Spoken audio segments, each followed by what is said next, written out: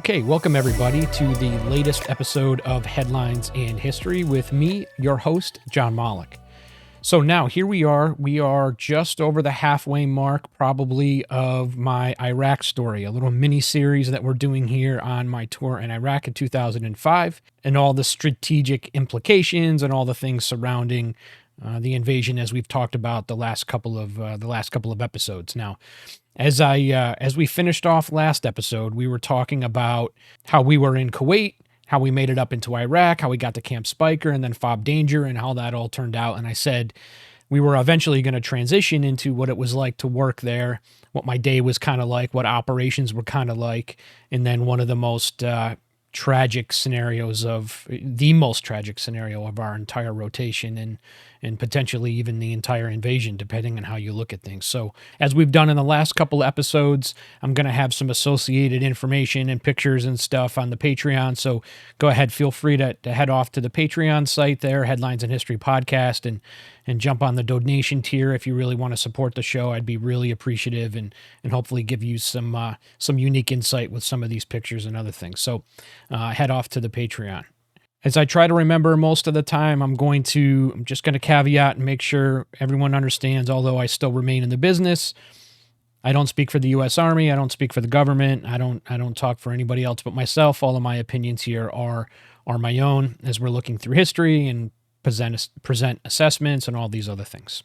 Okay, so let's get into the day-to-day, what it was like in 2005 when I was there. It was, as I said in the other episodes, it was a busy time. I mean, you enter into a combat environment and you're talking about 24/7 operations. Obviously, it's 7 days a week. And the way that it worked for us, at least in the intel world, right? We had two different intelligence sections, if you will, that support the division headquarters directly. And so to support the division staff and the division commander directly. And they were both in the same building. We had this large palace. That's all there are, right? Palaces all over the place. We had this large palace on the compound that we talked about on Fob Danger, the one that was on the back end of Fob Danger near the Tigris River, and in there was the majority of the staff. And the one was in there, and the two, and the operators and the planners. We were all in there. And inside of this one room in particular was an area where we kept the ACE. Now, the ACE is it's called the Analysis and Control Element. And basically what it is, it's all the intel horsepower, if you will, behind a division staff. It's where all the equipment is associated, the satellite trucks and all this stuff and the computers. And we have, specific intel disciplines in that section. We have some human analysts and SIGINT analysts and all source analysts, which is what I was. And basically that whole section, which makes up like 80-ish, 85% of all the intel stuff, all the intel resources that are at division, their job is to focus on what's happening in the environment within the future, right? So normally like 24 hours out and then 72, 96 hours into the future, that element through all of their collection capabilities and all their assessment capabilities that element is designed to help the commander see the future as best they can, come up with their assessments on what may happen. So the commander can make decisions on the battle space, right? Informed decisions with some, what we call predictive analysis. And then there's another section that's really the current operations section. We call it CUOPS. It's within the first 24 hours. And those intel folks, it's a much smaller section, and their job is to really kind of monitor the what now, right? So, for example, if we came into work and, it's 10 o'clock in the morning or something and an IED went off and there happened to be a firefight where American soldiers were engaged with the insurgents right then and there, and it was happening live, that the intel folks that are working current operations would try to provide as much information to the commander as possible about the right here, right now. I mean, it's just, where are they coming from? How many are there? I mean, do we have to send more U.S. assets? Whatever it is, it's the right now stuff. While the ACE, the Analysis and Control Element, again, in the other side of the building, they're not paying too much attention into the right now. They don't have the time and the focus and the energy and the resources to deal with right now. That's the other team. They're dealing with what's going to happen 24 hours from now, 72 hours from now, right? Is there going to be another IED? Is there going to be a string of IED attacks over the next week, right? Is this one attack part of a much larger scenario, right? And so that's what that team was doing, and that's the team that I was on. Right, I was what we call an all source analyst. So my job was to, amongst other soldiers, was to try and gather information from all of these different areas, right? Humans, signals, radio, radar, all this stuff, video, and try to make sense of all this information that's coming in, turn it into analysis, and present it to the bosses. And it was interesting that the room inside of the building, the room inside the palace we occupied that the ACE occupied, was a dining room. And I think I may have mentioned this in a previous episode, but we could tell it was large, but it had a dining room table. And that was really the one indicator, is this massive, long, like wooden table that she's probably 20 people on each side. It could have sat. And I'm sure Saddam and his sons and whoever was hanging out and eating in that part of the palace. But we ended up using that table as like a big desk table when we first got in there. We didn't get rid of it. We just set up our computers and all the power underneath and stuff, and we kind of sat at the same table that Saddam and his family used, and his inner circle or whatever, when they were there. Eventually, we transitioned halfway through our rotation. We cut that thing up, literally sawed it up had the engineers come in and take it out, and we got some desks in there so we can kind of more, I don't know, professionalize the room, if you will. It did become kind of a pain in the butt, because you just have this monster long table. And of course there were other soldiers in there that were in the back of the room, and they were spread out all over the place, but a whole bunch of them are in the middle, and it's hard to communicate with other soldiers. You're trying to talk about analysis, you're trying to talk about reporting, and your colleague is on the other end 20 feet away. This is a challenge. So we cut the thing up and we put in some more desks and made it more functional, if you will. But needless to say, it was a dining room. Kind of interesting. We like to sit around and think, like, what was it like? I'd love to have been a fly on the wall 10 years earlier when Saddam and his mother or whatever was sitting here eating dinner, and what the hell they were discussing. It would have been pretty interesting. And for me personally, so I worked nights. So there were 12-hour shifts, and the night shift began at 2100, so 9 o'clock at night, and it ran until 9 o'clock in the morning. And there's always a shift change. There's an overlap, right? So the one shift can brief the next shift on everything that happened over the night or the day or whatever, and then rotate that through. And so what was my job in particular? So what I did, I was the night shift NCOIC, the non-commissioned officer in charge. And I had a couple of analysts that worked for me. And our job, as opposed to the day shift, was to produce a briefing, a top secret briefing that we would give to the commanding general and his staff every Tuesday, Thursday, and Saturday. These products were, again, designed, as I had talked about earlier, designed to look into the future and kind of come up with, process the analysis in a comprehensive way, really try to give some context and understanding to the threat in the area, and like what it was that the insurgency was doing that day, or what it was going to be doing in the future, And so we spent most of our time on night shift, compiling information, analyzing a whole boatload of data, and presenting this in a presentation for the commander so he could make decisions. And so, we had other ancillary products that we worked on, and we had meetings that we would attend sometimes, and we were helping the targeting teams and what we call the intel support to targeting team, and they were going after specific individuals or specific groups. But so we had other stuff going on, but the main thrust of what we were doing at night was to produce this briefing. And it was really a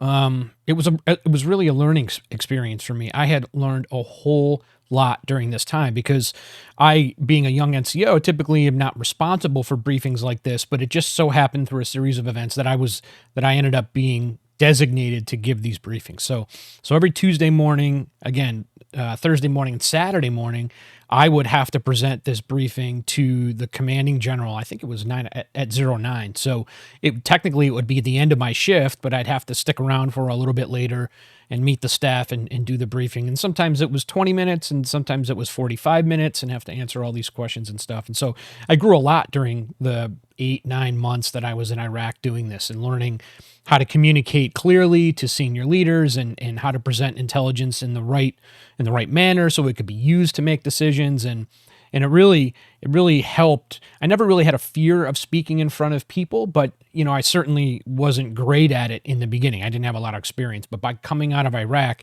doing these briefings 3 days a week for an entirety of 9 months, 8 9 months, or whatever it was, that boy, I gained a lot of experience, and it really kind of set me on a path into my future career to be experienced in that, and really be tagged to do it pretty often.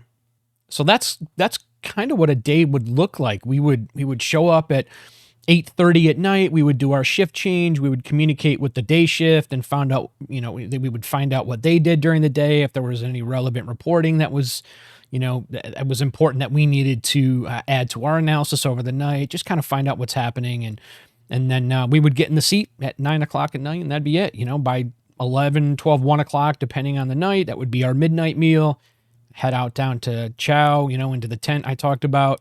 And then we would go back to work, and all night long we would be drinking coffee and doing whatever. And then by 6 o'clock in the morning, we morning chow, go grab chow again, come back to work, and we'd finish our day at 9 in the morning, unless I had one of those briefs. A lot of what we were doing was either writing analysis in our what we'd call intelligence summaries, so we would support that effort, or it would be PowerPoint stuff. We would be just gathering as much data, reporting as we could, and we'd be putting it into PowerPoint slides so we can show the commander visually, where on the battle space stuff was, where the threats were, which groups held sway in certain places and other places. And anyways, really, it's, there's a, military folks in the last 20 years talk about how much the Army or the rest of the services relied on PowerPoint, and it was true. It's so true, in fact, that we had to relearn. A lot of us had to relearn that these slide decks or any other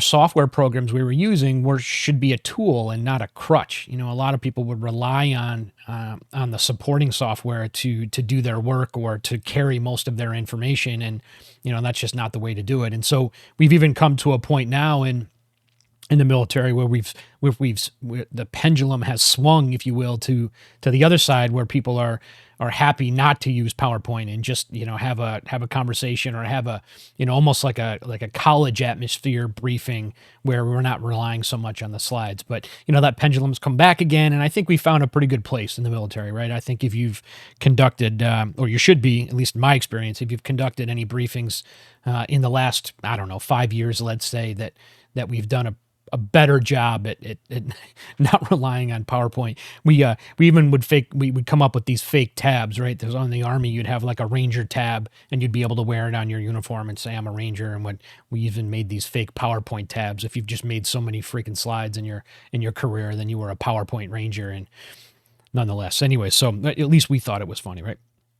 So there were a lot of times when things would get, I don't want to say monotonous, but routine. So you'd just find yourself in your schedule. You'd show up at 8:30 at night, do your shift change, get into work, open your computer, and just start doing whatever it is that you were doing on that night, and get ready to produce your brief and get ready for the next day, and blah, blah, blah. Now, what was interesting is that, or what kept it interesting, I should say, is that Iraq was a pretty kinetic environment in 2005, and it was a busy environment, and we're going to get into that a little bit more in the next episode about the environment that existed in Iraq. But just to highlight, 2005 was the beginning of the election season. This is when the Iraqi government, along with advisors from all over the world, were attempting to construct a political environment, really just a government, really, and a representative type government that would take over for Iraq now that Saddam Hussein was out of power when he was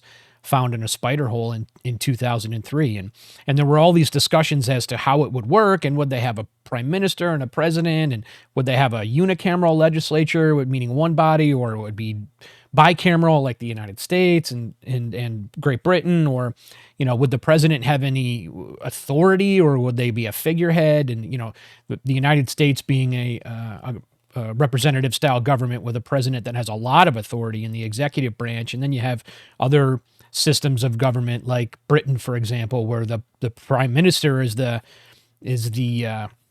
mover and shaker, really the power player within the system, and then the monarchy, which can kind of represent the president's role in certain in certain parliamentary democracies is really just a figurehead. So these kind of conversations were happening all the time. But what we knew is that it had to be representative. What we didn't want to do was allow Iraq to break down and crumble into chaos and eventually find itself in some socialist or communist or other type of government system that didn't allow for the free-flowing ideas and then the empowerment of women. And we wanted to have, universal suffrage so everyone can participate in the government. So all of this stuff, and there were all these committees being held, and the State Department was involved heavily with their scholars and their governmental scholars and historians to try and help the Iraqis. And they had brilliant people too. I don't want to leave the impression that somehow the U.S. was in here manipulating all these things. We really did have a significant amount of advisors, the Brits, the Aussies, the Canadians, they were all there as well.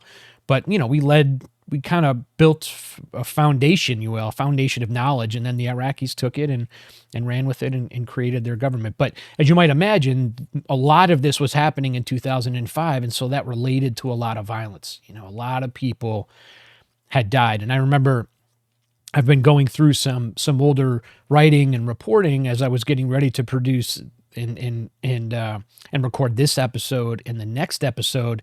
And it was shocking, really, to go back and see how many events there were that were just really, really devastating. Again, we'll talk a little bit more about it next episode because I want to ensure we talk about the tragic event that I've been talking about it for a couple of weeks now in this episode. But they were finding the U.S. military and the Iraqi military were finding dozens and dozens of people at a time, just bodies located in the Tigris River, just dead, and at 60 at one point in 2005, and then they'd find another 32 people slaughtered and just dead in the middle of a street in a village outside of Baghdad, and there were just so many actors in Iraq, particularly in 2005. You had the rise of Al-Qaeda in Iraq with Zarqawi, and then you had the political environment going on where the Shias, led by Muqtada al-Sadr, funded by Iran, were trying to create chaos and were attacking the Sunnis. Zarqawi was attacking the Sunnis. The Sunnis were trying to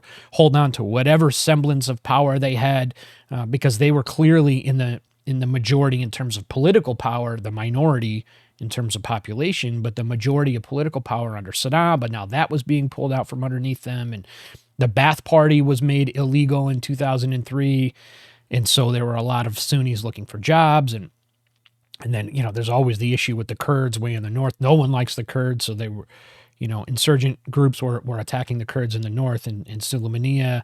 Sulaymaniyah was rather quiet, but really Kirkuk, which is one of the provinces we were in charge of, are responsible for maintaining, the security environment at least, and there's a green line, a theoretical green line that goes through the middle of Kirkuk, where above that line are Kurds that live there, and then below the line are Sunni Arabs, and it was a lot. It was a lot, and so again, we'll get into some of those particulars next episode. But what I want to highlight and what I want to discuss is, like I said, the event that really changed so many lives, and that is, it happened in.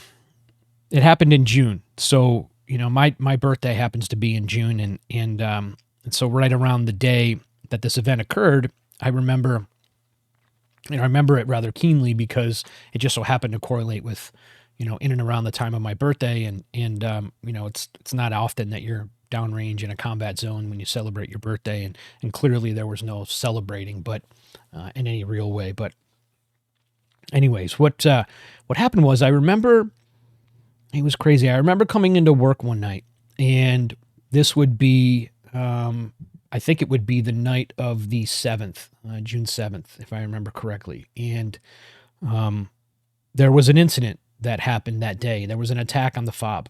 And, this isn't anything that's strange or irregular, right? We, as I said last episode, we get attacks all the time. It's a kinetic environment. They were shooting at us.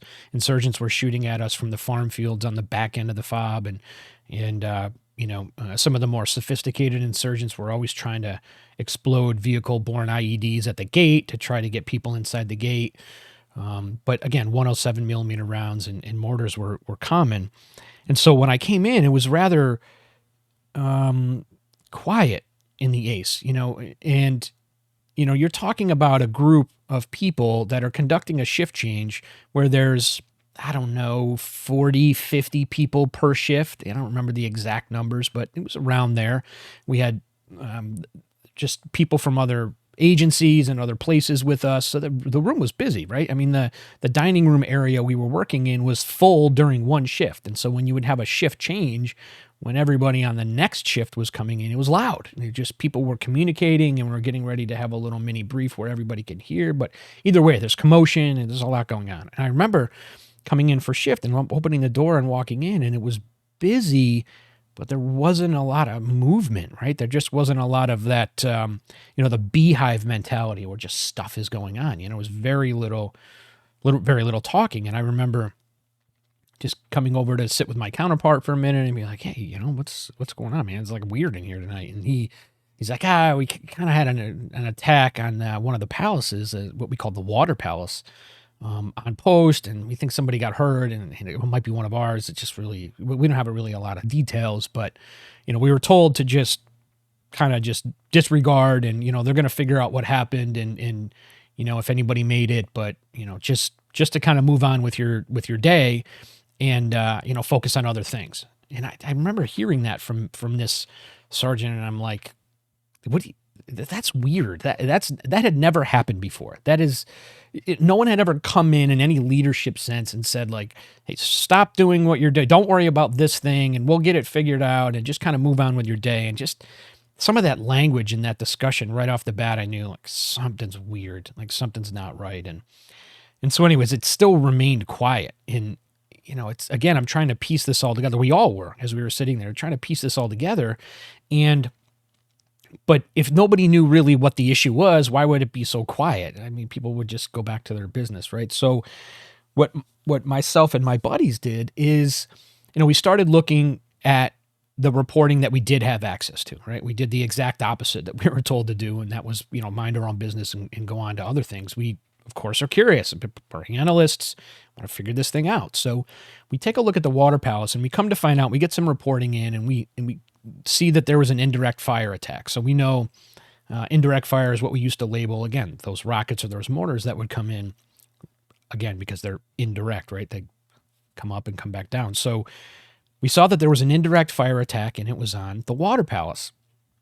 And it happened to be on one side of the water palace. Again, those radars that I had told you, the Q-36s and 37s, they had the capability of determining where something came from and where it was coming in. And I remember in the reporting that it said it was on this side, this one side of the water palace.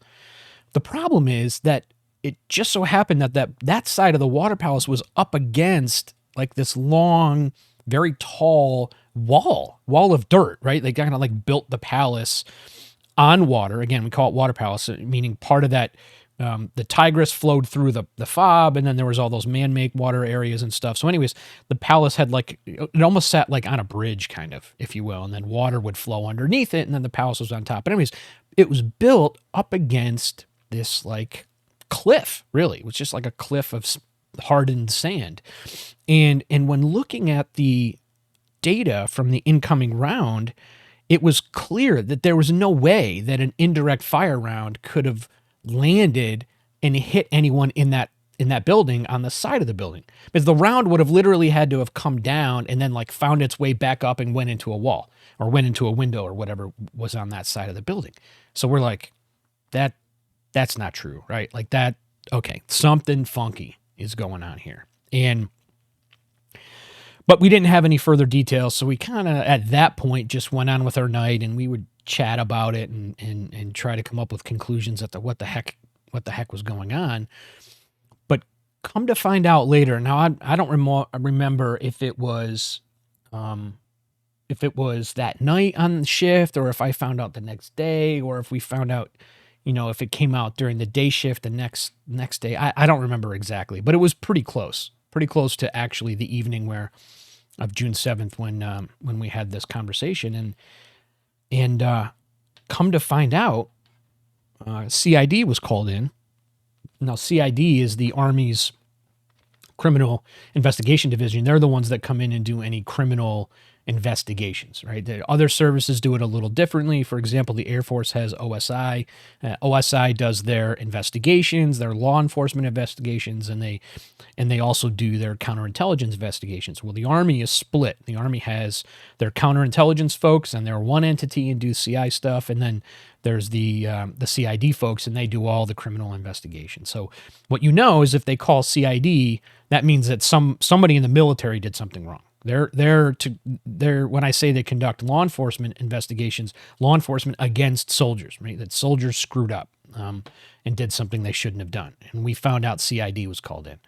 And then we found out who were the victims. And it turned out to be the company commander, Philip Esposito, as well as a lieutenant who had just joined us in country, Lieutenant Lewis Allen. And it was shocking. It was jarring that we had found out that we had lost the captain and a lieutenant. And most of us knew the captain because he had been with us since the beginning of the deployment, but a lot of us didn't know who Lieutenant Allen was. And it turned out it's because he was a brand new soldier, brand new officer that had just joined the unit just a few days earlier. And it was unfortunate, but he happened to be in the same room as Captain Esposito, and had died as a result of the attack.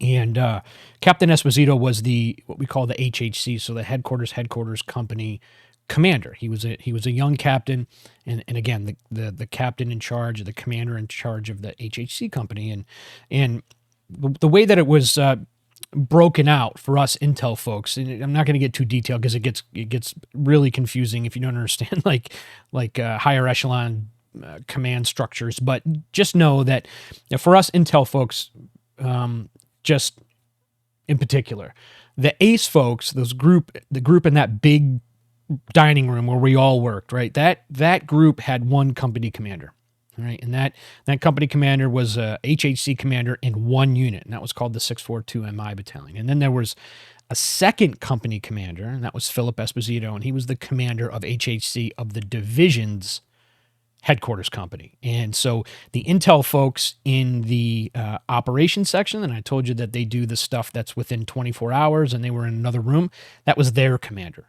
And then my commander and the commander for all of my colleagues in the ACE was another soldier. But because both of these companies were all part of the larger division command structure, we all knew who each other were. Right. I mean, Captain Esposito may not have been my direct commander, but I knew who he was, and he was the commander of a bunch of my friends, and vice versa. Right. And I had friends that were, didn't fall under my company, but nonetheless. Okay. So, but we knew the captain, and information came out that it wasn't an indirect fire attack, which, from a science and a physics perspective seemed eventually became obvious, but that it was a Claymore mine that ended up killing Captain Esposito and Lewis Allen.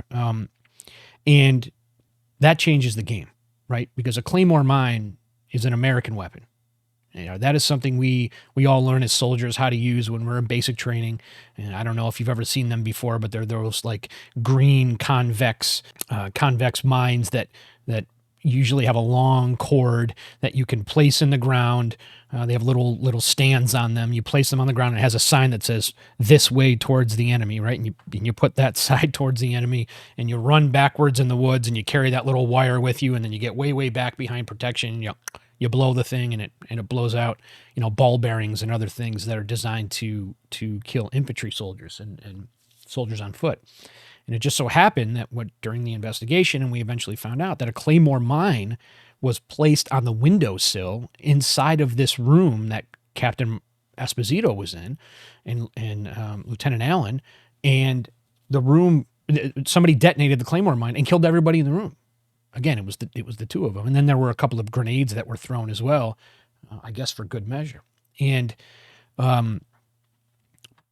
that's unbelievable, because the only way you could get your hand on a Claymore mine is if you grabbed it from somebody in the U.S. military.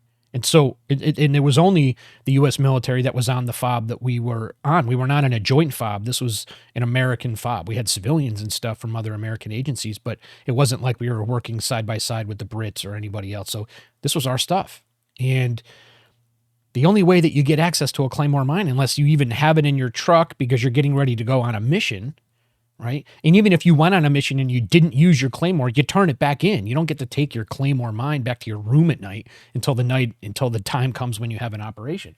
So it was either a unit had signed one out, literally you'd sign paperwork and say, I'm taking 5 Claymore mines or whatever to do my operation, or somebody got it from the supply room. And what we found out was that's where the Claymore mine came from. It came from the supply office. And so the first thing that the investigators did was, well, let's go talk to the supply sergeant, right? There's typically an NCO who's in charge of the supply room, and it's their job to maintain awareness of all the stuff, and they signed it all out and they sign it all back in and they inventory things. And then when things have to be, we have to replenish supplies, we go get them. And things started to come together at this point because the supply sergeant was a guy by the name of Staff Sergeant Martinez. And Staff Sergeant Martinez was not a fan of Captain Esposito. And they had bumped heads for a few different times, a few times since not only even before the deployment, but when we got into country. And come to find out, Staff Sergeant Martinez was, he had some personal issues. He was dealing with came out later, he was dealing with some mental health issues. And he wasn't really doing his job all that well, I guess is a good way to put it. And some people had suggested to the company commander, that Captain Esposito, that he be replaced, that he be moved to a different job. And it looked as if he wasn't doing what he should have been doing. There were reports that things were missing, and there were potentially even reports that he was selling things outside of the supply room to make money on the side. For whatever reasons in his personal life, he needed more money or wanted more money or whatever. I didn't know him in particular all that well. I did know he was going through a divorce, but anyways, so not only had things come up missing, but he was potentially selling things because things were missing other than just the Claymore mine, potentially even selling things to local Iraqis, which would have been an even a bigger problem, if you will. So he was under investigation, and the company commander, Captain Esposito rather, was, as the captain and the commander of the unit, he was in charge of leading what we call an Army 15-6 investigation on Staff Sergeant Martinez's behavior and potential fraud and theft and fraud. And it looks as if the pieces started to come together. The only place you can get a Claymore mine is from the supply, and Martinez was the supply sergeant and wasn't doing a great job and didn't like Esposito, and he was under investigation for selling things by Esposito. Now a Claymore mine ends up on the window of the room where Esposito happened to be, and now he's no longer with us.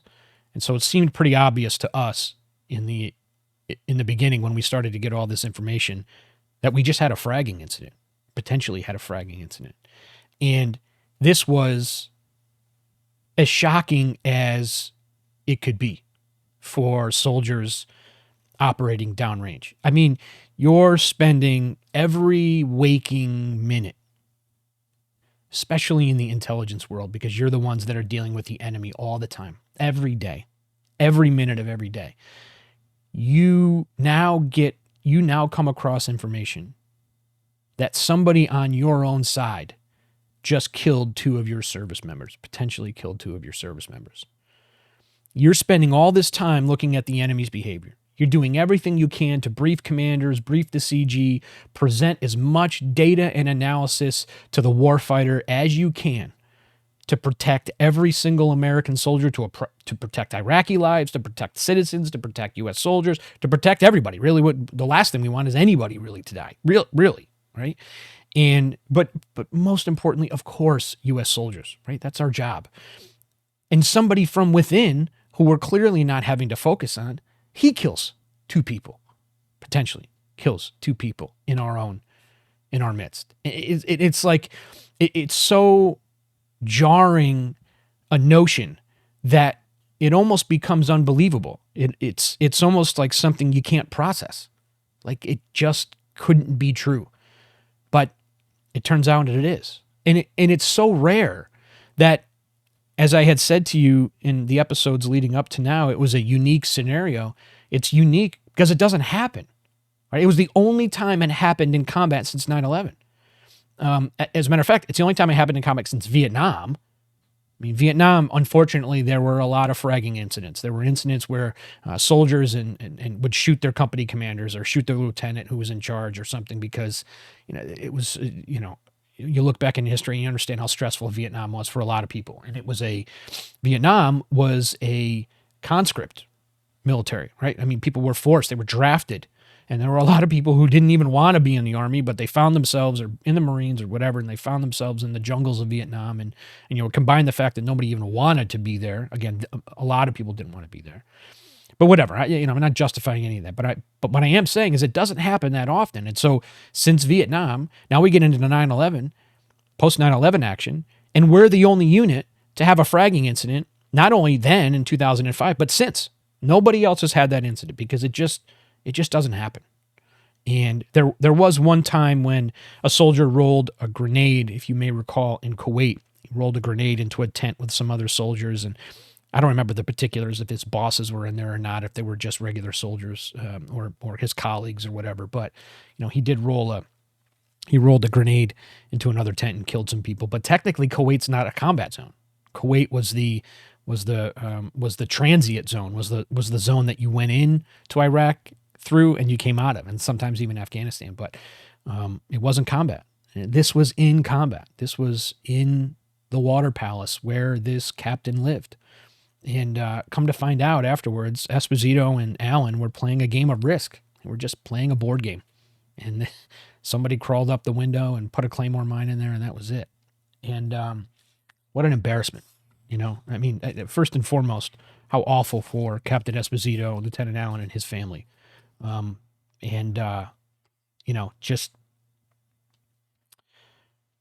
It's something, as proud of our service as I am, spending the vast majority of my time as a Rainbow Soldier. And I've been in the Army now for 27 years. 23 of them have been with the 42nd ID. I wear the rainbow proudly. It is it's a challenge to look back at this history as being the one thing that really marred our service, right? Again, nothing more important than losing the captain and the lieutenant, obviously, but just from a service person's perspective, right? So what happened? So Martinez is arrested. I mean, the evidence points towards him, and he's arrested by CID. He's pulled out of country, and he's given the opportunity to. He's given Army defense attorneys once the facts are given to him, and he goes through the court-martial process, which is in some ways different than the civilian legal system. In a lot of ways, it's very similar. There's prosecutors and defense attorneys, and probable cause is needed in order to arrest someone, and you have trials. What trials are called a court-martial, but it's not a judge. It ends up being like an impartial senior leader, so a general or something, depending on the nature of the crime. And obviously the laws that you can break are different than laws that you can break in the civilian world, right? Like you can technically be arrested for conduct unbecoming of an officer, for example, which is that's not something you'd have in the civilian world. But clearly, killing someone else is also a crime, right? Murder is a crime in military law as much as it is in civilian law, obviously. So he's arrested, and the evidence starts to pile up, and it, as you might have guessed, right? They do some forensics on the Claymore, and they realize that's where the Claymore came from, and so eventually, through the legal process, Staff Sergeant Martinez is offered a plea deal, and he takes it. This is not something that came out during the court-martial or during the trial, but he takes the plea. And what you may not know is that in military law, that the two military defense attorneys that were appointed to him, in order for them to accept a plea deal on behalf of their client, they have to know he's guilty, right? They cannot accept a plea deal without knowing, right? It's just the way that the military law works. So he was offered a plea deal, and what he wanted was life without the possibility of parole, and so he accepted that plea. And the two defense attorneys signed off on that plea agreement. Clearly, the prosecutors had presented that as a plea offer, and it was done. Now, just like the civil world, the prosecutors and defense attorneys can decide anything that they like, but unless it's approved ultimately by the judge, then nothing's going forward. And the same thing works in military law. So, clearly the judge tries to manage this, and he or she likes to, give the prosecutors and the defense attorneys an idea of what he or she would be willing to work with. Sometimes judges will say right at the outset, listen, don't even bother talking about a plea of 5 years, because I'm not doing anything lower than 20 or something like that. And that puts people in the right mindset. I'm just giving you an example, but I don't know if that happened in this instance. I have no idea what negotiations were like. I just know that there was a plea deal, and it was agreed upon by both parties, but the judge denied it. Now, the judge had said that life without parole wasn't good enough, and that they were going to go to court-martial with the potentiality of the death penalty, which is still something that's true in military law, or not necessarily true, but that is still a viable option for sentencing in military law. And there's a lot of speculation as to why the general had decided, who was acting as a judge, why the general had decided that plea was not good enough. I don't know if he felt that the evidence was so overwhelming that a court-martial was better with the potential of a death penalty. I don't know if he was interested in sending a message that, this is not Vietnam anymore and you can't run around killing your commander. And I don't know, right? There was some speculation that the family members were really pressuring the Army in general to not accept a plea deal. I don't know if that's true. Again, I'm just saying that this is information that came out. I don't know. But again, a lot of speculation, but nonetheless, the general said no. And so they went to trial. They went to court-martial. And testimony went on for a few weeks because Sergeant Martinez was not going to plead guilty and then accept the death penalty. He just wasn't going to do that. Again, decided not to, and went to trial. And a lot of back and forth, as you might imagine. It was very high profile. It was held down at Fort Bragg, North Carolina, now Fort Liberty. I had some friends that testified and others that were going to testify as to the state of mind of Staff Sergeant Martinez, and because clearly there were a lot of soldiers who knew him and what his behavior was like and anything, whatever. So, so they went to court-martial and the jury found him not guilty. My personal opinion is that a jury did not want to find in 2006, 7, 8, whenever, I think it was 2008, or 2007, when this finally came to a conclusion, that a jury wasn't interested in putting a soldier to death, regardless of maybe what that soldier had done.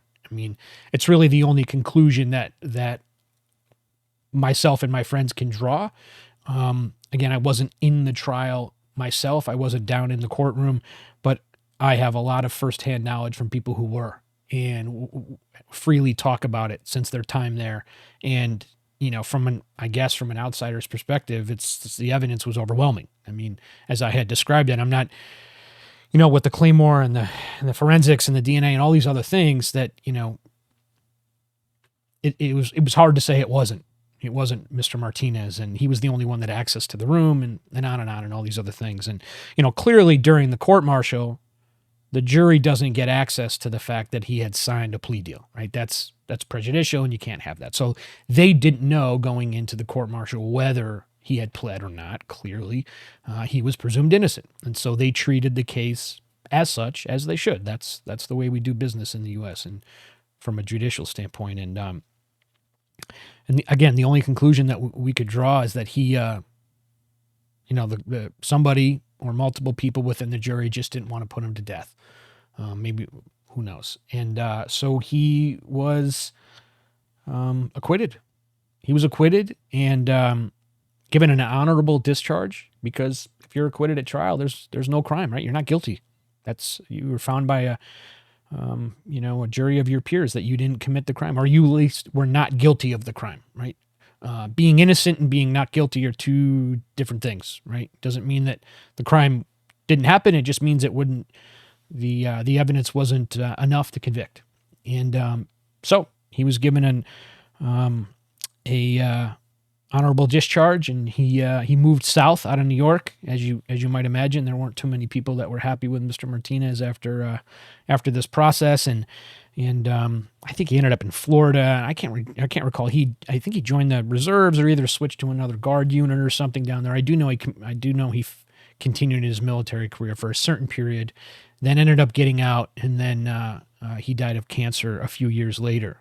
I don't recall the exact year. It's not really relevant, but the point is that it was awful, and Lieutenant Allen's wife actually wrote a book on the investigation, and there's a lot of details in there that for those that would like a little bit more, but it was, it's just something that we'll never forget. It's clearly all the soldiers and airmen and sailors and Marines that serve overseas and did serve overseas in the counterinsurgency world, the post 9/11 world, a lot of them have stories about convoys and VBIEDs and indirect fire attacks where they lost friends and commanders and all these other stories, and they're all relevant and they all matter. And it's a challenge for anybody to deal with. But the fact that we as a unit, walking around base, walking around the FOB with a guy who we just saw the day before, and not only did we just see the company commander, but we saw the guy who just killed our company or killed the company commander of HHC. It's just something that's challenging to process. And, and it's, again, I'll say that it's clearly the biggest and the most important takeaway here are the families, right? And we'll always feel for Captain Esposito and Lewis Allen's family and their children. Lieutenant Allen had 4 children, I believe, and it's just hard to put into words. And it ruined professional lives too. Clearly not as important, but our commanding general at the time was Major General Joe Toledo, who happened to be one of the greatest officers I had ever served with and worked for, I should say. And I was just a young sergeant, and I didn't have an opportunity to deal with him all that often. I couldn't have lunch with the guy and, smoke a cigar or something, but I just didn't have that rank. But he was the individual that I briefed Tuesdays, Thursdays, and Saturdays. It was General Toledo's staff.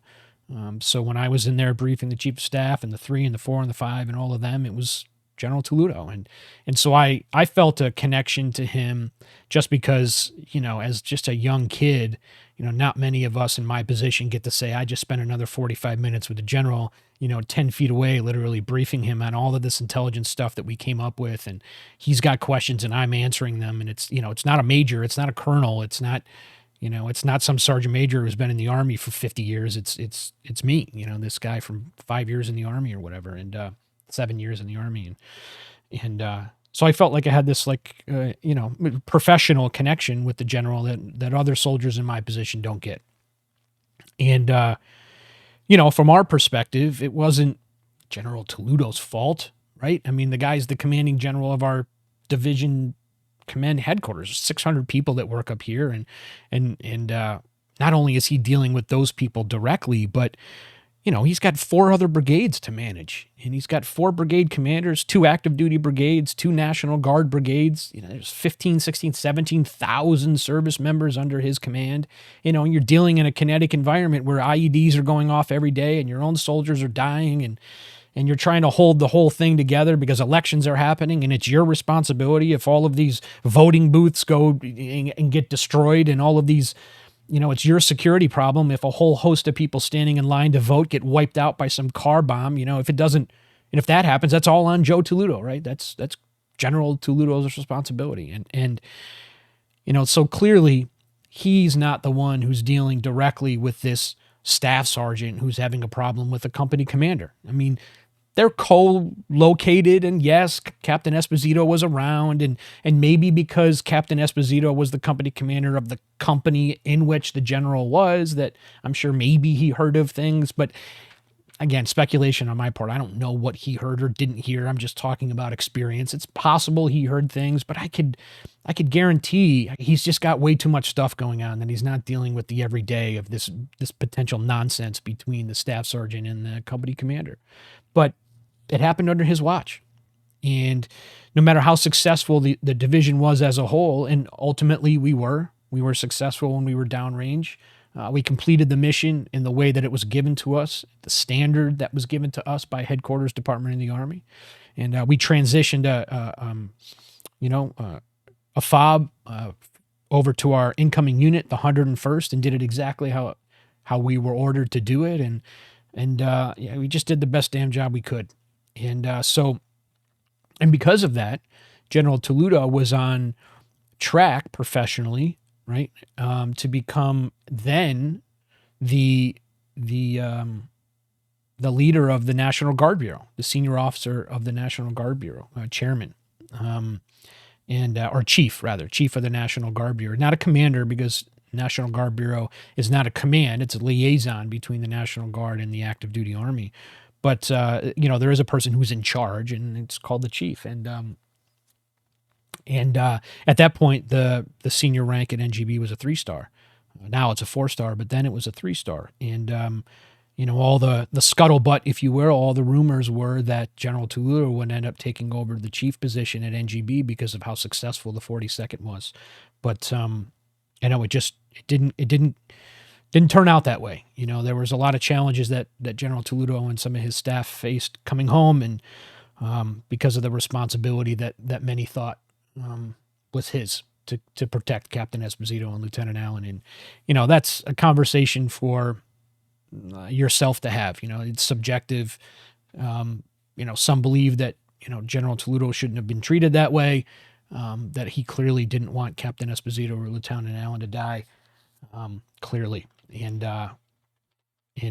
whatever. So anyways, it's a conversation that you can have with others as to whether he should have been held responsible or not. I guess it all depends on what your idea of leadership is. But it's still a challenge for us 42nd folks. This is almost 20 years ago now, right? To 2024, and this happened on June 7th of 2005, and so we're almost 20 years after this thing, and it's still the story that comes up. It's still the thing that people talk about. It's like, I did some great things with the Rainbow. Hey, the Rainbow did some great things in 05 during elections, and but oh man, you had that one thing, right? That didn't you guys, aren't you the ones that had the fragging incident? Like, didn't one of your Joes kill your commander or something? Oh man, like, how did that happen?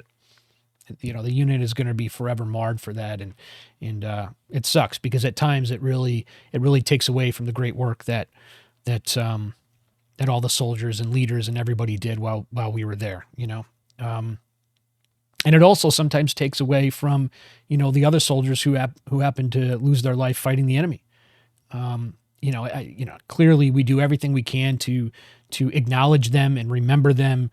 We have things that are put up in the armories so we can remember all of those that committed the ultimate sacrifice, to include Captain Esposito and Lieutenant Allen, and those that died while engaged with the enemy. But again, you just can't help it sometimes when you look over in a casing and there's helmets and boots and things and the commander's there, that the conversation just shifts that way. And yeah, but so what did we do afterwards? Well, what can you do, right? I mean, obviously we didn't find out that he being Staff Sergeant Martinez was technically responsible and guilty until years later, but we had our own speculation, right? Within a week or two, we heard about the Claymore, and we heard about the CID and the arrest, and all of these things, and we're putting all these pieces together and thinking that's what happened. Martinez killed our commander, and so what do you do? I mean, how do you get through? You just have to. I mean, I want to say it was a few weeks maybe where, I don't want to say we put it on the back burner, but I think it just got clouded out, if you will, with more priorities, right? Because you have more reporting coming in. The reporting's going to keep coming in. It doesn't matter what happened to the captain. More and more is coming in. More VBIEDs. More people are trying to kill. More Shias are trying to kill Sunnis, and Sunnis are blowing up palaces, and kids are end up dead in rivers, and and it just kind of clouds it out. And then you go back to just doing what you do. And you drive on, you do more analysis, you brief General Toledo the next Tuesday, and off you go. So, and then you really take the time to reflect when you get back, and you redeploy. And we got back in the winter of 2005. I myself got back in December. I mean, everybody gets back at a different time, but most of us got back in December, the main body, if you will, and you take some time to contemplate what happened, and you give yourself some space mentally, and you work through it in the best way that you can. Hopefully everybody does. And then, you drive on, but so we finished the rotation strong, and at least we felt like we did. And we honored the captain and the lieutenant as best we could, so anyways, so that's the big one from our rotation in 2005. So what we're going to do next time is I want to talk a little bit more about what was happening in country. I really want to give you a good history explanation about our year in particular. We talked a lot in the last episodes about why we were even there in the first place, big picture, Saddam, bad guy, oil, all these things. But 2005 had some really interesting events that happened, unique to our turn there. When it came again to the elections and nominating presidents and how we were going to do voting booths, and you've seen the pictures, the famous picture of the Iraqi woman with the ink on her finger, and how we were going to trace who did what vote and how all of these things. So it's some really interesting stuff that we as the 42nd were directly involved in trying to get Iraq to transition to a democracy or some representative government. So we'll talk about that next episode. So, okay, listen, administrative stuff, head off to the Patreon. If you feel like supporting the show, I'd really appreciate it. I'd be very thankful. Just a donation tier there. And again, I'll have some pictures and other things up there that you may enjoy. And if you need to get a hold of me, headlinesinhistory.com. You can email me there, John Mollick at Headlines in History. I return all emails whenever they come in, so feel free to give me a contact and tell me whatever you want, or volunteer to guest on the show or whatever. We'll be doing some guest appearances in the future, and either way, just hit me up and I'll get back to you. And be sure to follow on Instagram and YouTube. I've got some stuff out there as well, and Headlines in History on both. And then again, still waiting on Ian's podcast, but it's coming, I promise. The Locked In podcast with Ian Bick, that'll be dropping. Again, I don't have control over that, but Ian's doing his thing, and it'll be out, and I'm sure it'll be out soon. So just I'll put the link to his show down in the show notes, and head off to Ian's stuff. It's really good stuff. I think just this week he had a defense attorney on talking about the complexities of dealing with defense in a high profile case and stuff. It's really interesting stuff from a law enforcement perspective. So, and then don't forget my buddy at Dark History. He just actually sent me a message this week and said, "Hey, listen, I didn't forget, I'm working on my stuff, and we're going to do a little script thing, and we're going to get our episode out." So again, look forward to that. That's going to be kind of fun, and maybe we'll be able to poke fun at each other and stuff, and I'll let you know where that drops, but it's still on its way as well.